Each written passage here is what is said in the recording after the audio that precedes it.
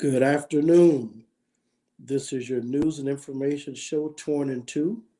Normally, when this program comes on, you're welcomed by my co host and my brother, Gregory T. Roberts. Greg is not here today, so they are allowing me to fly this ship solo. I am Melvin Burns II, and again, one of the co hosts for our program, Torn in Two. Our guest today, before I tell you about our guest, let me tell you about our weather. Our weather today, we have a low of 22, high of 43. Tomorrow going to be a little cooler, low of 16. So don't take those quilts off the bed just yet.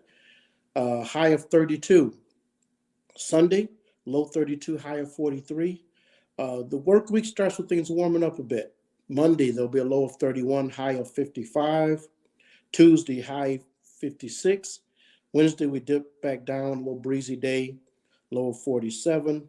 And next Thursday, low of 24, high of 38. So I don't know what we do with this weather. Just strap on for the roller coaster ride, okay? By the way, if you're missing Greg today, you can see him tomorrow. He'll be participating and dancing with the local stars. So I plan to be there. We'll see how fleet his feet really are.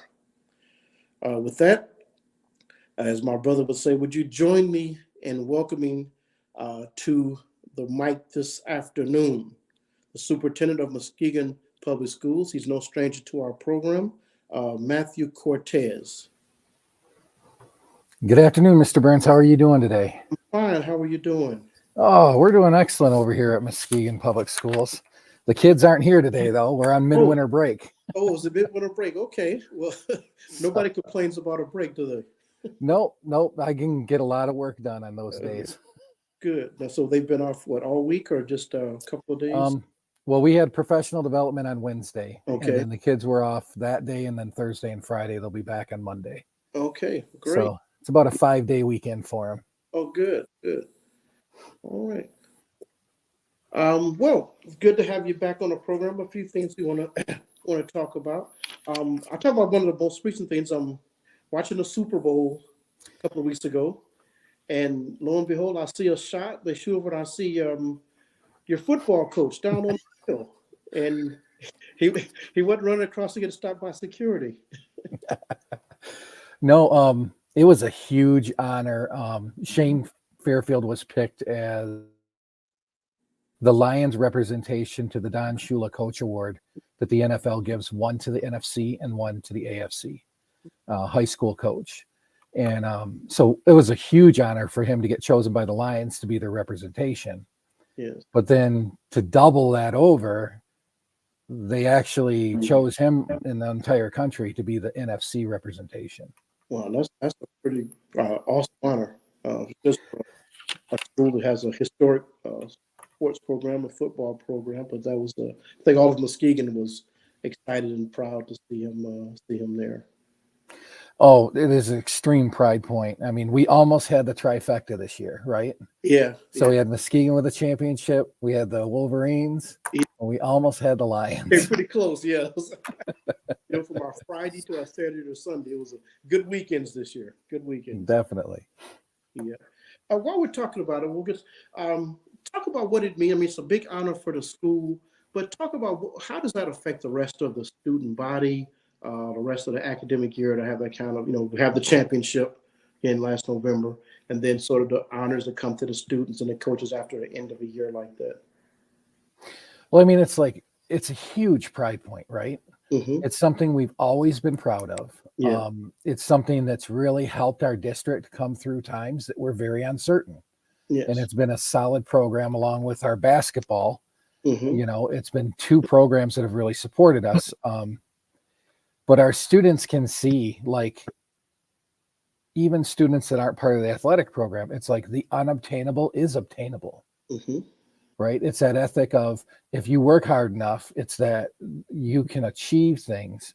It's the American dream, right? Everybody thinks if you work hard enough and you come to America, that used to be the dream, right? You could make a better life for yourself. And I think that it's important for our children and our students to see what is outside of Muskegon and how big this world really is and how they have so many opportunities to go in different ways in different places. We might be recognized as the championship football team, but I can tell you, every one of those student athletes are a student before they're an athlete, and I am so proud of our program because they hold that line. That's good. I notice you kind of take a break during the school days when the students are announcing the colleges they're going to, and you make those kind of moments. Correct. Again, kind of gets students to hear about schools maybe they don't know anything about, and I just think that's pretty good. Some of the other sports, I kind of catch the sports page here and there, but you have a couple of sports that seem to be, football and basketball, those are the big ones, but you have sports that seem to be up and coming as well. Yeah, we just had a huge honor for our cheerleading coach. Yeah. And we also had some wrestlers go to states.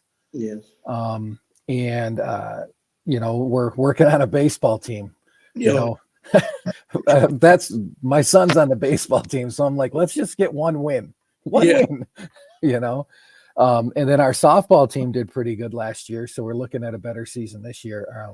But our girls basketball right now is active, and our boys basketball and they're just, it's so invigorating to watch these students find success. Yeah. Some schools and districts, every school wants the academic reputation, but some kind of steer away from that when they talk about academics. And you seem to and I know we've talked before about extracurricular activities, and you really seem to steer toward that as part of the student's whole academic experience. Is that correct? Well, it is.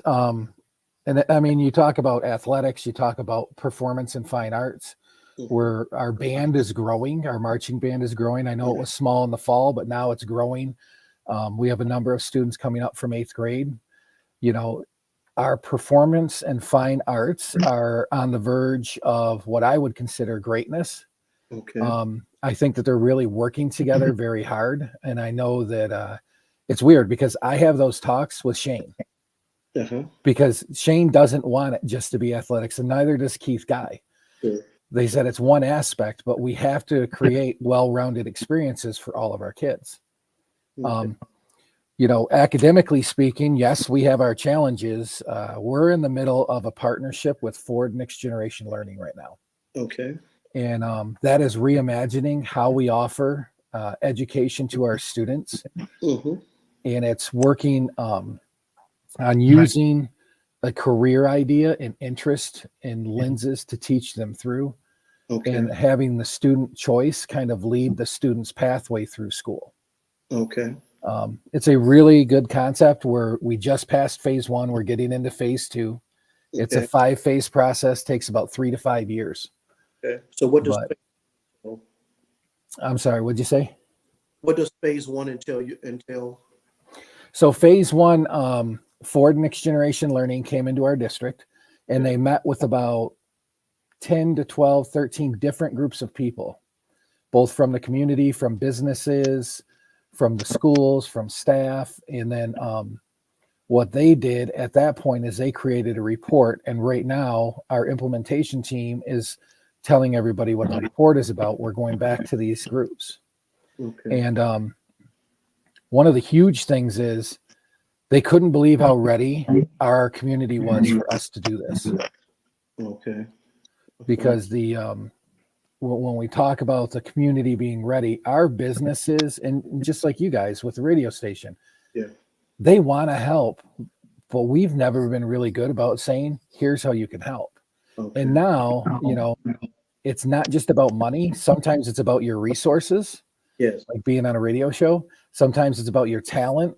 Sometimes it's about hosting kids in internships and externships for teachers so that they can experience career pathways as they go through, so that our ultimate goal with everything in the next 4 years, every student that steps off of our graduation stage will know where they're going Monday morning. That is our goal. Every single graduate knows where they're going Monday after graduation. Wow. And that is a huge goal. It is, but it's what our kids deserve. How how's the faculty taking to this new challenge, of preparing students again for this post? How is that going? I think it's going extremely well. I think that being able to take our faculty to schools. We're the 5th school in the state of Michigan to do this. Okay. So there's the 3 of them are on the west side. Battle Creek's one, and then we're number 5. Okay. And we've been fortunate because Ford does this worldwide. So we are sending people to Nashville, Tennessee, to the Nashville Academies, which I visited last year. I visited Centerline with a group of people. So we can take them to schools that are doing this in conjunction with Ford Next Generation Learning. And you can see our kids and you can see tremendous success in these systems. This is, and for a lot of our staff, change is hard, right? Sure. I mean, COVID kind of thrust a lot of change on us, like in the snap of a finger, right? Because everything went virtual. Yes. And it wasn't good change necessarily. Yes. I think that as the staff learns more and more and they see some personal experiences with this, they really look at it and say, this is what we can do to teach our children, because our children learn best face-to-face and through project-based learning. Yeah. It's kind of amazing thing how we're an old idea we're kind of just turning to in terms of teaching students that way, but again, it's shown to be effective. So I'm excited for your district and getting this new opportunity to get a chance to talk about here. Well, I can tell you, if there's one thing that I can do before I retire, and I've got a few years left, don't worry. If we can get this system into place, it will be huge for us as a district and for our city and our community. We've already talked to 70 different businesses to partner with us. Is that right? And everybody's stepping up to the plate. And it's, it's about that time, talent, and resources. Yeah, that's awesome. So kind of, in addition to the piece, it kind of re-engages business back with the schools, in a different kind of way, which is, definitely again. Well, and that's what when I interviewed, believe it or not, this is halfway through my 5th year. Can you believe that? I can't believe it's been that long. When I interviewed, I said, we have to return as a district to one of the core pillars of our community to support our community, because we had, whether we sat down on the job or got lazy or whatever, but we're doing that. That's something that we're really working hard to get to. Work, my other day job, work in local government, and again, for years you talk to new businesses who want to come in town, businesses want to grow, and they'll always say, I want to hire Muskegon Heights. I want to hire Muskegon. I want to hire local, or train them. And so just to hear that, and again, I've heard businesses, in certain trades, we want to hire local students, and work with a couple of companies now that are coming in from Grand Rapids, and they're like, hey, people to help do these jobs. We don't want to just bring people here to do the work, and they're good jobs, good pay, but they want to train students. So the idea is you can come out of high school and be prepared to move into these skills and learn some of these trades. It's exciting to me to hear. Well, and that's what all of our businesses are saying, right? If we can help them with the soft skills, ultimately half of our 11th graders and half of our 12th graders should be out in businesses, not in school all day. They should be like every other day in school kind of deal. And because that's where they're going to get their experience. And then the business is investing in the community by hiring local. Then they invest in the person. A lot of businesses, once you're in, they say, we'll pay for your school for you to get to that next step. Yes. Yeah. And that's that every parent, that's music to their ears. Yeah, definitely. I'm telling you, I've got one in college and I have one that's a junior here at the high school. And I'm like worried about 2 years from now. Yeah. We're the ones to make sure they get up and get to work on time. Yeah. There you go. You're so much excited. You mentioned you're on midwinter break. So we're more than halfway through the school year, about halfway through the school year. Yep. We usually right around Martin Luther King Day is about halfway through our school year usually. So I don't want to say a grade, that's old school. If you had to talk about the first half of the school year, we kind of talked about the sports. How would you kind of describe the first half of the school year so far? One of the words that I would use is awakening. Okay. I think that the success that we see with our athletics that gave us pride. You know, the community that comes out and supports us so many times at so many different events. But I think we're awakening as a district to the realization that we can get where we want to go. Like it's within vision now. It's within reach, and it's not 10 years down the road. It's not 8 years down. It's 3 to 4, max 5 years down the road, and I think it's going to change the entire system that we do. Yeah. And when you look at what we're headed toward, Nashville has had this in place for like 15 years. And if people want to learn about the academies, I would go to Nashville Academies online and just listen to some videos. But they had 7 different superintendents in 9 years. In the last 9 years, they had 7 different superintendents. But I know in football that's good, and in any sport that's so. I'm guessing 7 superintendents in 9 years. That's not a yeah. Well, but they didn't slip because right? The system that they have in place, the academy-based model, it doesn't depend on me as the superintendent or our high school principal. It's the way we do our business every single day. So it's bigger than any one person. And that's something that's kind of plagued us as a district, right? We've invested money into people and then people leave.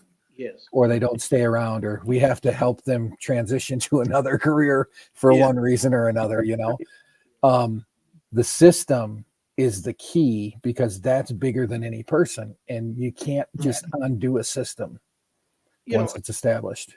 I mean, you're a leader in your field, and you know, maybe you can get people to understand. They'll think it's weird, but the fact that if you had to leave for a year tomorrow, you want this system in place that continues to function. You don't want you don't want to take vacation for 2 weeks and they call you every correct. Yeah.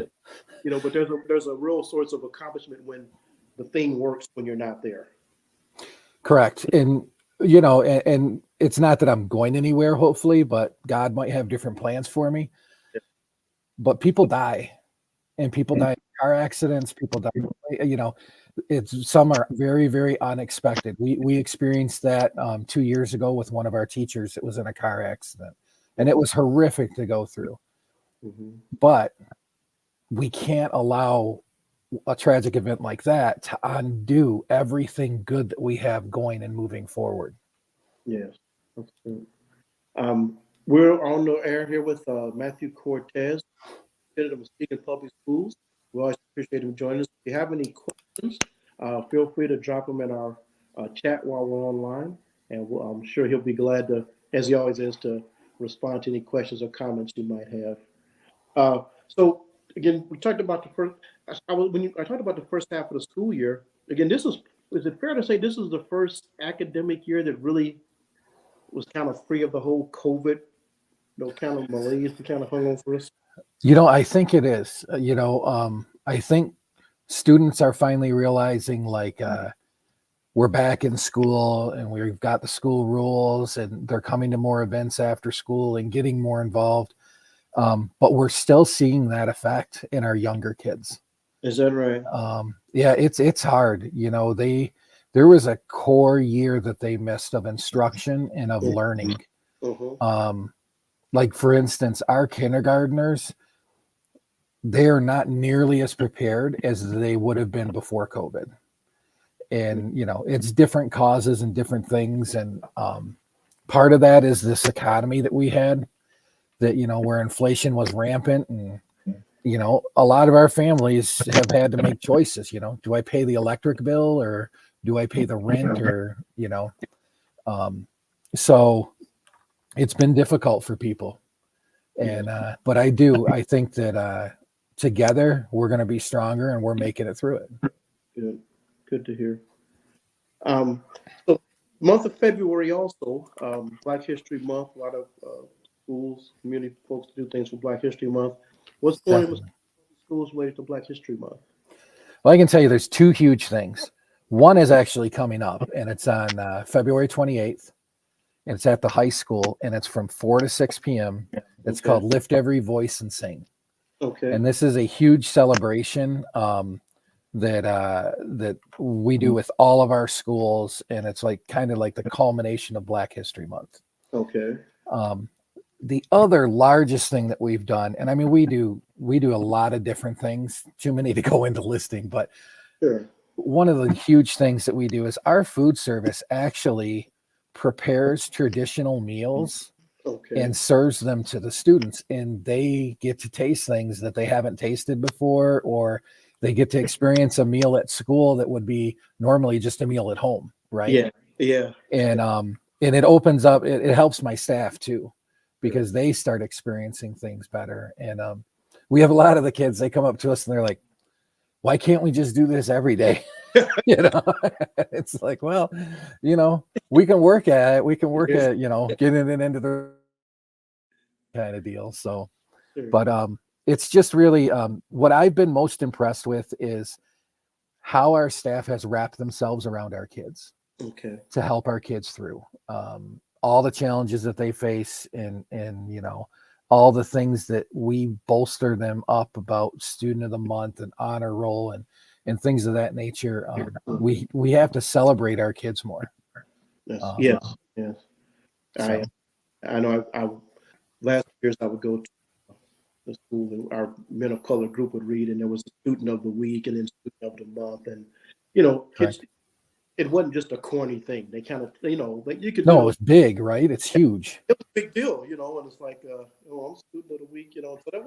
So it was a nice thing, and it meant those Right. Yeah. Well, and it's, you know, you find different ways for every student to succeed, Yes. because everyone can succeed. It's just they succeed in their own way. Yes. But we need to celebrate those ways, because it's not always celebrated outside of the school for kids. Yes. Yeah. So, Yeah. So one of the other big things, if you've driven down Peck or Leahy, or we, you know, I'm sure you do, like I do every day. You look over there and you probably get to go on the grounds, but I kind of look over and look at the progress being made in yes, middle school. Why don't you tell us a little bit about what's going on there? we are gearing up for a community dedication and open house. It is going to be on Thursday, May 2nd, Okay. and it will start at 5:15 in the evening. And at 5:30 is when we will do the ribbon cutting, and then we're going to have open tours and guided tours, and so you can go to different stations in the school and see some of the technology that's built in, and just experience the entire middle school. We're really excited about it. I mean, our community is the reason that this is possible, and we really want to begin to become part of that community again, whether it's before school hours, after school hours. You know, the community is the one that supported the bond, and the community should be able to deserve to use some of the facilities that we have. So we're also working on that. You know, when can people come and walk on the track, and when can people come and go swimming and things like that? So we're re-engaging ourselves in that manner as well. You know, the community. Yeah, again, I kind of watch the outside. I think last time you talked about, I think the common area, how there's a view of the football field or the track from the windows. I think after we talked about it, I kind of looked at what you're talking about now. But without giving away the big opening on May 2nd, anything else you think people are going to really like, going to really wow them when they come into the, I know the whole thing will be a wow. I think that the indoor track is going to be a surprise for a lot of people. Okay. The design of the building is one that really brings the arts together. Okay. Which wasn't always true. In other buildings, it could be like different wings and stuff, but the building's really a solid building together. Okay. The other thing people are going to want to see is they're going to want to see our STEAM lab. The what? A STEAM lab. So that is our science, technology, okay. engineering, arts, and mathematics. Okay. Most people call it STEM. We put the A in it because of our arts. You threw me off. I'm like, man, am I a STEAM? Okay. So the really cool part is every one of our elementary schools is when they reopen. So Bunker is reopened this year, and they have a STEAM lab. Okay. Every one of our elementaries is going to have a STEAM lab. Okay. Then it's going to culminate over to the middle school that is going to have a STEAM lab as well. And then that gets us into where we're at with the high school, which is where the academy model starts to take over and actually get students out into the world experiencing STEAM or whatever their career pathway is one-on-one. Okay. Right. Yeah, you threw me off with that theme a little bit. It's a good thing. It's our arts. You know, we had to talk a little bit earlier about our fine arts and everything. Uh-huh. We have to continue to support those arts programs because there's so much learning that goes on with students. They learn more. Their brain works different when they play an instrument or when they're painting or when they're playing athletics. And it invigorates their mind, and it invigorates as much as it does their body. It does it to their mind too, and exercises their mind and causes them to do better. Yes. Yeah. Now, if I'm correct, so the middle school, we're looking to open this fall. Correct. It'll receive students for the first time in August, in fall. And then based on the bond, there's additional work you'll be doing throughout the district as well, correct? Correct. So this fall, like right now, we have Oakview is actually out of Moon Building this year. And then Marquette is actually going out of Nelson this year. So in the fall, we're not just going to debut to middle school. We'll also be debuting Marquette and Oakview as having been fully renovated. And then we're moving our two-way immersion program, which is our TWE program. It is going to be housed out of Glenside for now on after this year. And we'll begin construction at Glenside over this summer. And start making Glenside and updating it like we have our other elementary schools. Okay. So, tell you what, we're going to take a little break here. We're on the air with Matthew Cortez, our Muskegon School Superintendent. Talking about things going on in Muskegon Public Schools. We'll be back right after this break. The second annual I Am Her Feminine Hygiene Drive, supporting young ladies from Ghana, Africa in need of everyday essentials and feminine hygiene products, was a great success. Thanks to the generosity of our community and organizations like Period.org, Muskegon Heights Public School Academy, Confident Cosmetics, Muskegon Heights Alumni Chapter of Delta Sigma Theta Inc., and everyone who made a contribution. Hundreds of young ladies and village members received essential items. The community made a lasting impact with more than 10,000 sanitation items donated. If you would like to help, donations can be made year-round by dropping off items in the donation shed at the Mays and Wright Media Center, located at 1877 Peck Street, or making a contribution to paypal.me/beats. For more information, call 231-727-5007. Thank you for supporting I Am Her Foundation.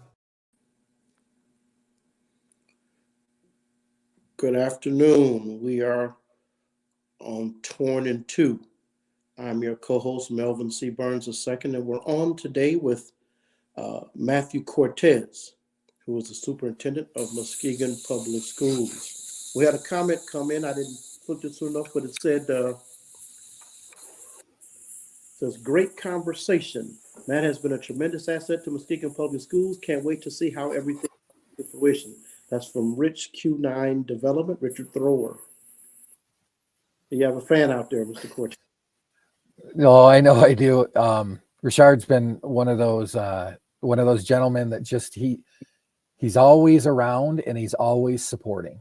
And it's a huge thing for us as a district. The positive initiatives that he's done with us, the great things that he has talked with us about financing and learning things like that. One of the big things that's coming up is, when we leave Steel Building and take our middle school over to the new middle school, we need to do something with steel, right? Yes. We don't want blight in the neighborhood, and I just don't want to tear it down and have it flat land.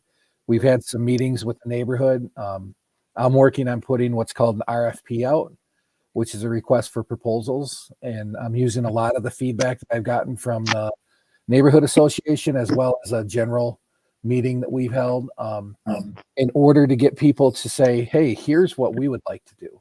Okay. And here's how we can do it. And here's the finances that prove that if we buy the building from you, we're not just going to walk away from it. Yes. Because we had that happen with Frebel, right? Yeah. And how long did Frebel say? Well, I wasn't here when that happened, so I'm good. So we want to make sure that we're doing what our community wants and supporting our neighborhoods at the same time. Okay. From those community meetings, any kind of broad concepts, broad ideas kind of come out of those meetings? Well, I think one of the things, there's been a lot of things that the community was very upfront about. Mm-hmm. They don't really have a park for kids. Mm. So they'd really like to see some natural park or something of that nature. Okay. Our district is committed to the connection to Ryerson Creek off of Amity Road to try and preserve that and make sure that that's preserved for people. The community really doesn't want to put a bunch of infill housing in there. They just don't want to throw a bunch of units in there just because we need the units. They would really like the housing to reflect the diversity that their neighborhood does and see some good sized yards. And they also want to see something that serves our kids, right? And that would be great. Whether it's emotional, physical, social, mental health help, health awareness and things like that. Maybe a community center, something of that nature that can come together. And, I think that using that property, it's a good size of property. It's probably just under, 9 acres, right about. If somebody wants to step in and do something innovative with it, and we have a couple of groups that have been talking to us. Okay. And so, I think it's important for us to do the responsible thing as a district and make sure that we're not just going to walk away. Like, we want to ensure also that we continue to have good partnerships with our neighborhoods.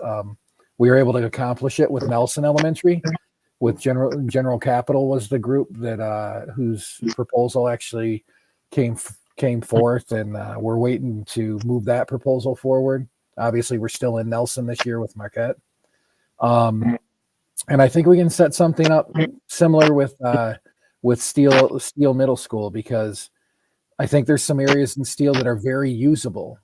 Okay. Overall, the amount of money that we would have had to put into it as a district to get it where we have to get it, it would have been, it was a backwards finance idea.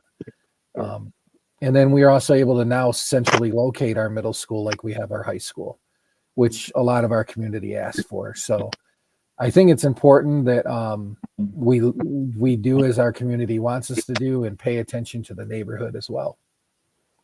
Good. Your principal, your education, how much of your time now goes to construction, building? Maybe you didn't anticipate, or when we were thinking of being a superintendent, you didn't know you was going to be a construction foreman. Actually, it's something that I really love. And I would probably say about 20-25% of my time. But it's time well spent. I'm not sure that everyone understands how much an environment impacts a learner. Mm-hmm. When I came to the school, to the system, we had some pretty decent problems with our physical structures and things like that. And what I see now is I see our kids very proud. Yeah. Proud to say that I go here, proud to say that this is our school. I see that pride building, but I also see just something as simple as keeping the temperature regulated, whether it's cold outside or hot outside, right? Mm-hmm. That has served to de-escalate some tensions and some things with not just students, but also with staff, right? Yeah. When you're comfortable in your environment, you're more open to learning. You don't have that distraction kind of tapping on your shoulder all the time. And I just think that our kids deserve this. The middle school is going to open. And as far as I know, the last time we opened a new school was in 1967, and it was Craig. So Wow. you're talking, it's 57 years, I think, since we've opened a brand new school. Wow. Um, Been a little while, huh? yeah, just a little. I mean, before that, I think the next one was Steel in 59. Oh, wow. And, the huge part for me is they deserve it, right? Yeah. When you look at what we did with Hackley Stadium, which is one of the first projects, because it's a very visible project for our community, right? When we were putting up the wall, like people are like, oh, kids egg it and ruin the wall and everything. They haven't done that. Yeah. It hasn't happened. Yeah. Have we had incidents? Yeah, we've had incidents. Kids are kids. They make bad choices. Right. But the amount of respect our kids have shown toward that property and just toward like what we're doing in the schools and things like that, it has been second to none. I mean, I think we're actually raising the bar for our kids for their expectations of what we're going to provide them as a district, as an environment. Yeah. And that's a good thing, because they deserve to be in an equal environment to every other student in this nation. Yeah. And we're getting there. We're on the verge of making sure that it's K through 12 all the way through. Yeah.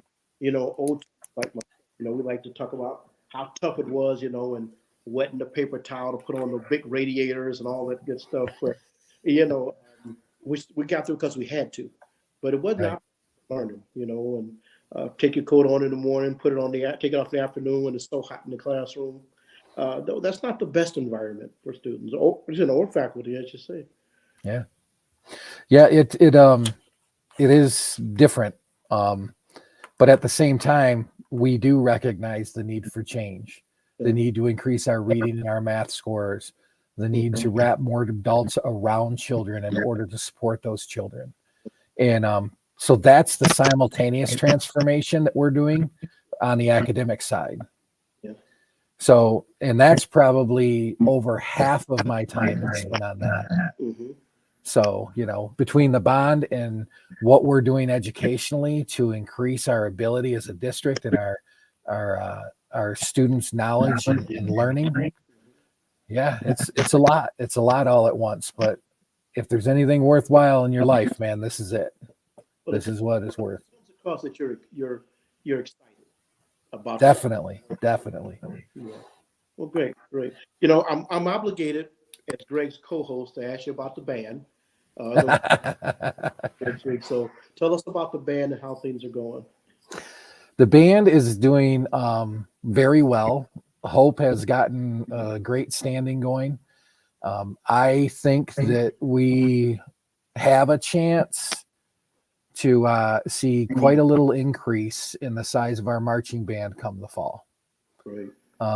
We were all shocked at the number of kids that weren't on the field that had expressed interest in being on the field this last fall. And it comes back to this idea that change is hard, right?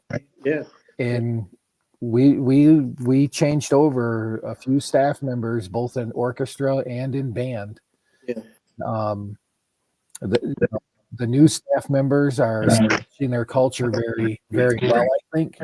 Mm-hmm. And I think that they come in with a different vision than what some of our kids are used to. I don't remember the last time our band went to competitions, right? Our bands are going to competitions in order to get graded, in order to see how they're doing, in order to get back to that tradition of we all want to be successful, both individually as a musician, but then also together as an entire group and as a school. Yeah. I will tell you, we had a second year in a row, we brought all our fifth graders down to MHS Auditorium, and we had the band and the orchestra play for them. And there is nothing like a drum line in an auditorium, I will tell you. It riles up the whole place instantly. And it's a huge pride point for us. We're trying to get the design down for some new uniforms so we can get them ordered. Okay. We've got some huge investment over at the new middle school and the facilities for the band, orchestra, and the choir. So I think we're putting into place these foundational elements that are going to allow us to rise higher than we've been in the past, been recently. So. I'll tell you a funny story. I have a brother's a year and a half older than me, and he played trombone for years. And I never asked him why he started with the trombone. And back in those days, like third or fourth grade, they'd come to the instruments and you'd try them out. And, if you made some reasonable noise, hey, you might be a drummer. And he said the guy told him he was too small to be able to play the trombone. So that's why, and he was quite a good player, but that's why he started playing the trombone. And I just never knew that. Wow. That whole idea of kids just kind of touching the instruments and getting to feel them and get a chance to just blow on them and hit on them and realize, hey, I can make a sound out of this thing. And it turns into, especially those fourth and fifth graders. That's just a tremendous experience for them. Well, and that's something that we are doing. Is when I came here, instrumental music had left the elementaries. Yeah. And so we're now going back, and we are bringing back in instrumental music into our elementaries and fitting kids out and things of that nature. So I think getting them earlier teaches them that love, right? Yes. Yeah. It's not a chore. It's a love, and it's something that you have to do from your heart. That's why they call it art, because it's half of your heart, right? Yes. Yeah. So we talked about this weather going on, but spring is actually probably around the corner or somewhere. What other things can we expect to see going on in Muskegon Public Schools during the spring? Well, you're going to see us graduate off of Hackley Field again. I can guarantee that. You're going to see, the entrance of our spring sports. We're hoping to be able to use the new field at the middle school for soccer. We have to wait until we can get some steady, warm weather to put the actual coating on the track. But once we get that down, we should be good to go. I think the other thing you're going to see is you're still going to see a lot of transformation. You're going to see a lot of demolition going on at the high school. Some of the big buildings like the old heat plant and things like that are going to come down. We're going to look at developing that area down near St. Jean's Church. We're working with the Archdiocese because Archdiocese is going to have all those stained glass windows removed, and they've talked about getting them back to the families, and then the rest of it, because it's so much of Muskegon's history, they've said that us as a district, we can hold on to them. So we're trying to figure out maybe an art project where they could be on display for all of the public to be aware of. And then I'm working on putting up some little, I don't want to call it a memorial site, but like an honorary site for St. Jean's Church, because it was there for so long. I think we might be able to do something with the bell that's up in the tower. So, but we're going to see what the condition of that is. So what are the plans for the rest of that area? So the Nelson Mansion, we're still working with the city. I think that we're going to find a way forward in order to have it moved and have it preserved. I have another gentleman that has contacted me about the brick building, which is where the nuns used to live. And they want to move the brick building. I couldn't believe, I was like, you're going to move the brick building? They're like, yeah. So, that's really, that's really like that whole corner right there to be revolutionized. And we're working on a surprise, but I'm not going to ruin it. So, well, everybody will be like, wow. You want to talk about it in depth, but yeah, that's, it's something how, like you say, you talk about getting those properties and people come up with ideas that you never thought of when you say, hey, this is an opportunity. Moving a brick building wouldn't have been one of the first things I'd have thought somebody would come and say, but Correct. Yeah. And that's like, we bought that. I think I was in my 5th month as a superintendent here. And I said, we need to buy that property. Yes. My board's like, why? I was like, who's making more land? They're like, nobody. I was like, there you go. That's why we got to buy that property, because we're landlocked, right? It's a great thing. We're an urban school district. It comes with its pluses, but it also comes with its minuses, right? Exactly. Yes. Yeah. Because you don't have a lot of land area. That was a shrewd move by you, but we got lucky. When you do the right thing, good things happen. I'm a firm believer in that. Yeah, folks, we're on the line here with Matt Cortez, superintendent of Muskegon Public Schools and one of our favorite guests here at Torn in Two. Tell the folks again about what's coming up in May with the middle school under construction. So on May 2nd, it's a Thursday. We're going to have a celebration and dedication ceremony at the new middle school. Mm-hmm. So we're going to open, it's going to start about 5:15, but we're going to do the ribbon cutting at 5:30. And then we're going to have some things inside, probably some cookies and punch. And then we're going to have tours. We have an ambassador program we're working on where our students will be able to help people through the building. I'll be on site. All of my administrators, a lot of our staff will be there. They can walk through and see the different elements, see the different classrooms, look at the lab, the cafeteria, faint when they see the view of the field. It is, I've never experienced anything like that in my life. It's 30 feet from the back wall of the cafeteria. And it's a 30-foot tall glass wall that looks out over the field. Yeah, it is amazing. So happened is on the other side where the behavioral health building is, and that's when I was able to really see a good view of it. I was like, wow, that's pretty impressive. So, just an amazing view. So I'm looking forward to being coming to getting a good look from the inside. Well, and it's another artificial field. It's a synthetic field, just like Hackley is. But we lined it for football, soccer, and lacrosse. Okay. Even though we don't have lacrosse yet, but and it's coming up. It's coming up quick up the side of the state, the western side of the state. So, I think that's a spring sport that our kids would probably really like. Yeah, they started to Michigan a bit. Yeah. So.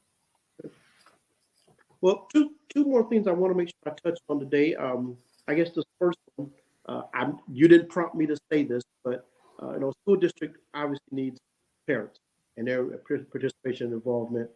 And so without you prompting me, I wanted to say, why don't you, while you have this opportunity, maybe parents who watch later, driving in their cars, catch this on Facebook Live, but just a chance to kind of speak to the parents out there about things going on. And there's always a need for involvement and participation. So if you don't mind, you didn't prompt me to say this, but I just want to give you an opportunity to maybe speak to some of those parents out there. No, I appreciate that. And what I want to tell all of our parents, because I'm a parent in the district, right? And we need you.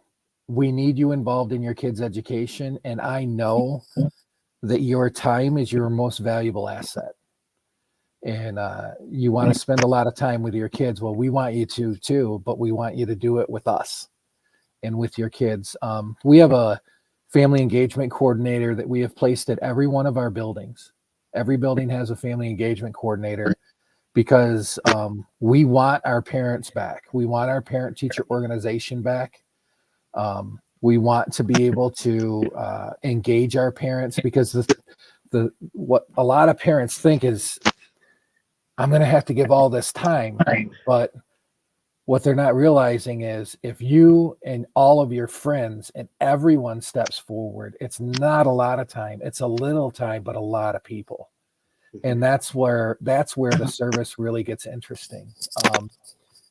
We want to know from parents, like, what do you think of the district? We had a survey that went out, and I think it closed on Valentine that Revel did for us. And we're looking at, we had 800 people respond to that survey. And we're going to be going through the results of the survey. And one of the things that we're looking at is, what do our parents, what does our community say they want us to do as a district? We're here to serve the district. The only reason that any of us are here is because of kids. Yeah. And everything that we do as a district, I am fighting tooth and nail to ensure it's about kids, because it's not about me. It's not about my staff. As adults, it affects us, but as kids, it's crucial and vital to them. And we want to work in unison with every one of our families. Okay. And how we do that is, with communication and things of that nature. But really, and I know I grew up in a household where Dad was always gone because he was a truck driver over the road, and Mom stayed home with us. I was the 8th kid in the family, so there's like a whole bunch of kids running around and really, really busy. But that priority toward children is something that really impressed upon me, both from my parents and the school I came through. And that's kind of what led me to education, because I know the difference they made in my life. And I know I wouldn't be at where I'm at if it wasn't for the interest of my parents and the cooperation with the school. So every kid deserves that ability. They deserve to be able to choose what they want to do, and we need to prepare them for the career that lies in front of them, whether it's college, university, trade school, whether it's business ownership, entrepreneurship, going into professional sports. It can be anything, but we have to work together as a big family in order to make sure that all of our members have exactly what they deserve and need. Yeah. And if folks are listening, they hear you talking, they have some questions, how can they get in touch with you?